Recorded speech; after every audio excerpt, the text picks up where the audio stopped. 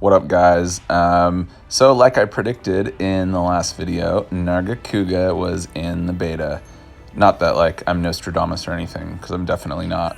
But he's pretty fun. This video is going to be just a breakdown of the fight against him and some other thoughts about the beta. But anyway, first of all, he looks amazing. His animations are amazing. I really love how he was implemented. I felt like overall he's a bit easier than Tigrex, but I was okay with that. I'm sure there's going to be harder versions of him later in the game. But anyway, first thing off, I just immediately start lance dashing. Sometimes he's over on the sides, but this time he was in the best possible position right here. And the idea first is to immediately get a wound going on his head, which is where we're going to try to concentrate all our attacks.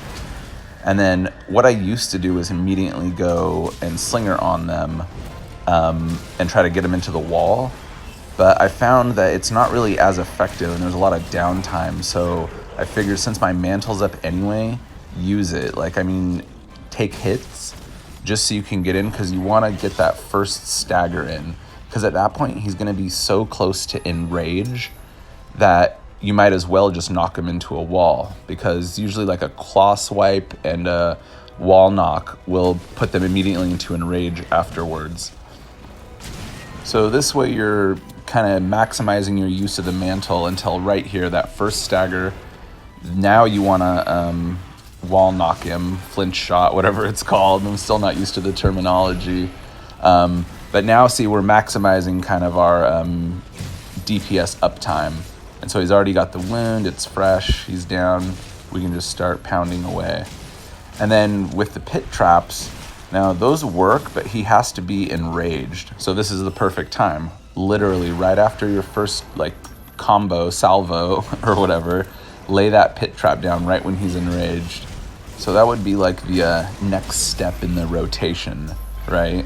Wound, then use the mantle to stagger to get that first stagger, then flint shot into a wall, beat him up a bit, he's enraged, pit trap, and then right here, he's not enraged anymore, or he's enraged but his wound is gone. So now it's time to paralyze and use the paralyze to reapply the wound. So we still always have that DPS uptime.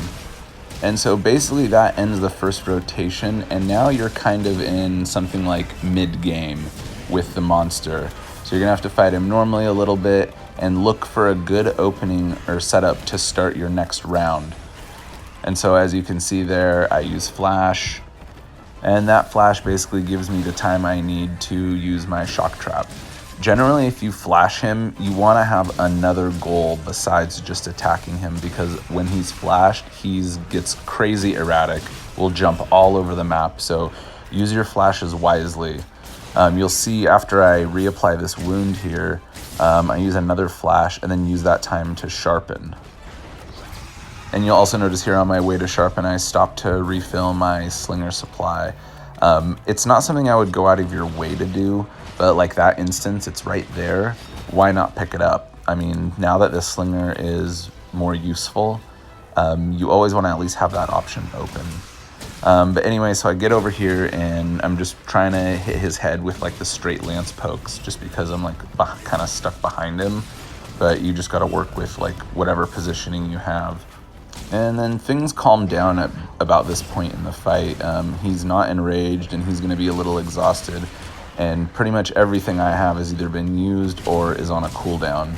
So we're just going to go a little toe-to-toe for a second. And I'm just trying to concentrate on his head as much as possible because I want that knockdown.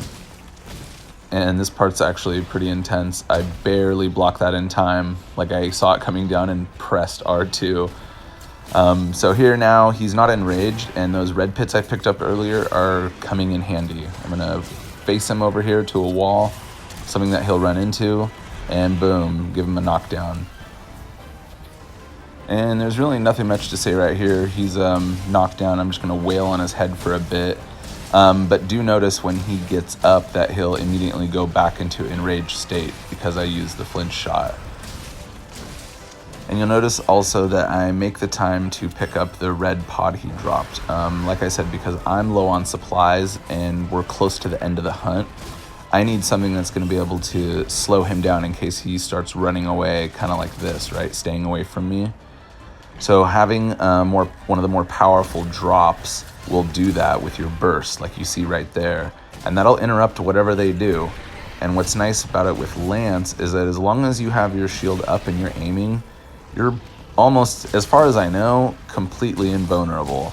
So you can kind of dictate the pace of the match and get those staggers when you need them. So Lance can basically prevent all that jumping around mumbo jumbo if you use it like that.